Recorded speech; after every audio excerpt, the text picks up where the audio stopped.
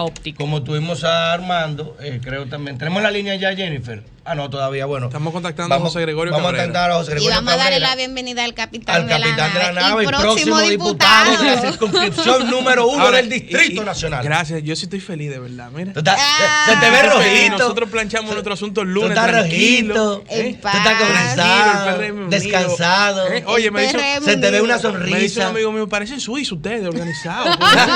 Y no hay problema, no hay tiradera. Una armonía que me da miedo eso, Pareciera, ¿verdad? Bueno, tenemos en la línea 2 a José Gregorio Cabrera para que nos hable de esta impresión de Armando García, que dice que no hay posibilidad material de infiltrar los equipos o de hacer un hackeo o de cualquier tipo de fraude. Buen día, José Gregorio.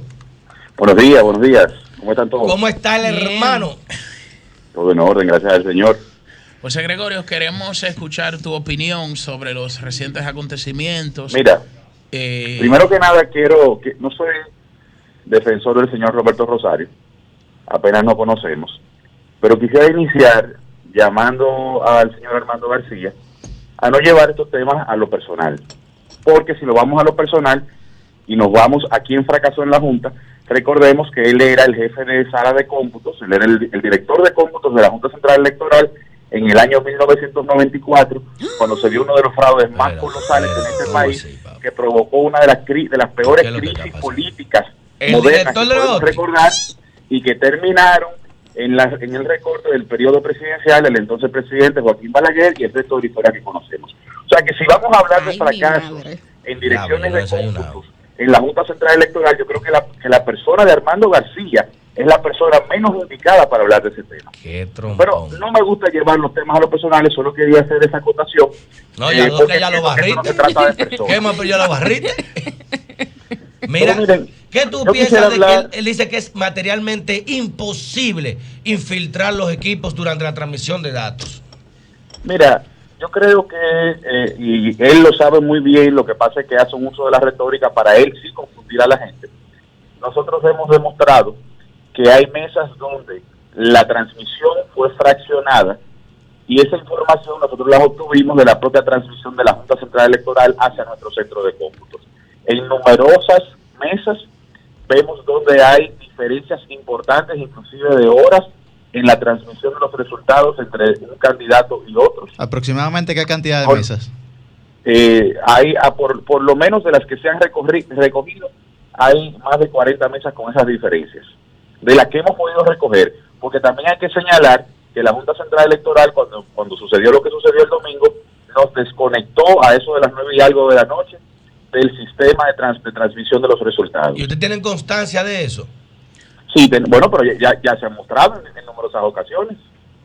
Ya más de 3. ¿Bajo qué alegato lo desconectaron? ¿Bajo qué no tenemos, nunca se nos dio información. Que ahí la Junta debe dar una explicación. La Junta debe explicar eso. Perdón, aquí todo el mundo sabe, es un hecho comprobado, que luego de las 8:45 de la noche aproximadamente, la Junta dejó de dar resultados, desconectó su página y a nosotros nos desconectó del centro de cómputo la línea que teníamos al servicio de nube por el cual estábamos recibiendo los resultados. En el PRM yo no quiero entrar en temas de si fulano ganó o Perencejo perdió. Yo lo que creo que de lo que se trata este tema es de un proceso cuyo árbitro antes, durante y después hizo todo lo que podía hacer para imprimir de desconfianza y de falta de transparencia al proceso. Espérate, no es cierto que a las solicitudes del expresidente Leonel Fernández y precandidato del PLD se han cumplido en su totalidad, como dice el señor Armando García. Antes del proceso se hicieron más de 10 solicitudes, ninguna de las cuales fueron cumplidas, dentro de las cuales se encuentran, solamente para citarle un ejemplo, el hecho del conteo, el hecho de la auditoría, el hecho de que se nos permitiera tener delegados representantes en las juntas de distrito. ¿Qué hizo, por ejemplo? Es un tema muy importante porque eso conecta con el hecho de que se haya hecho un conteo cinco días después, cuando la custodia de esas urnas estuvo fuera del control de nosotros, por ejemplo, o sea, de la posible observación de nosotros, porque el control lo debe tener la Junta. Sin embargo, ¿qué dice la Junta cuando nosotros le decimos que queremos acreditar delegados en las juntas del distrito, que es donde se iban a recibir las urnas y posiblemente a contar. Nos dicen que no, que tiene que ser el delegado del partido. Pero ¿quiénes son los delegados del partido? Bueno, son 2 personas que son miembros de la campaña de uno de los precandidatos. Entonces, en el momento en que la Junta Central Electoral incurre en esa falta, sabiendo que lo que está arbitrando es un conflicto intrapartido, y digo conflicto porque es una competencia, entonces inmediatamente violenta el principio de equidad que debe velar en todo proceso político, o en todo proceso electoral en este caso. Entonces, yo creo que la discusión que nosotros debemos estar teniendo en este momento no es si Gonzalo perdió o ganó. Yo creo que el pueblo dominicano está bastante claro de lo que sucedió el domingo. Lo que nosotros debemos estar preocupados es en ir al 2020, febrero y mayo, a un proceso en el cual el árbitro se autodesacreditó y un sistema que lamentablemente ha demostrado que tiene serias falencias. No es cierto, como dice el señor Armando García, que no sucedió nada. El reporte de participación ciudadana, aunque tú quieras decir que son 18 casos, esos 18 casos son una muestra de lo que sucedió en las mesas. Porque cuando tú haces una encuesta para determinar quién va a ganar, tú no encuestas al país entero, tú haces una prueba probabilística. No, y hasta con un solo caso hay que investigar. Y eso fue lo que hizo Participación Ciudadana. ¿Qué dice Participación Ciudadana en su reporte? Bueno, que un 4.8% de los encuestados en las mesas al salir antes del mediodía habían dicho que tenían problemas porque habían seleccionado a un candidato y el papel le había dado otro. Pero esa no es la única irregularidad. Hay otras irregularidades que fueron recogidas también, tales como que cuando fueron a la mesa de votación, ya la mesa había seleccionado a ninguno y le entregaba el papel de manera inmediata. Pero además de eso, aunque fuera un solo voto la diferencia, sí, de lo que está en las actas electrónicas a las actas físicas que nosotros tenemos, y eso mi compañero Ricardo Pérez Fernández lo demostró en televisión el pasado jueves, hay diferencias importantes. Por ejemplo, que en las actas físicas que se le entregaron a nuestros delegados aparecen 6 votos para ninguno, y luego en las actas que reporta en su página web la Junta Central Electoral aparece 0 para ninguno. Espérate. Pero además de eso, el hecho de que sean 500 o 600 votos más o menos, te dice que no es cierto que el sistema es blindado. Entonces, ¿por qué si sabíamos que íbamos a este proceso, la Junta Central Electoral de manera vehemente se negó a hacer el conteo del 100%, diciendo que nos iba a tomar 3 meses? Sin embargo, hace el conteo en menos de 24 horas. Pero no solamente que hace el conteo en menos de 24 horas, sino que en total desacato hace la publicación del cómputo final, sabiendo que nosotros estábamos en ese momento justo en el Tribunal Superior Electoral dirimiendo un conflicto sobre el tema que podría cambiar esa decisión. Entonces, yo creo que la Junta Central Electoral ha actuado de una manera autoritaria, ha actuado de una manera poco transparente. Ayer sacaron su página web de circulación alegando unos supuestos ataques de hackers. Entonces, ¿hay hackers o no hay hackers?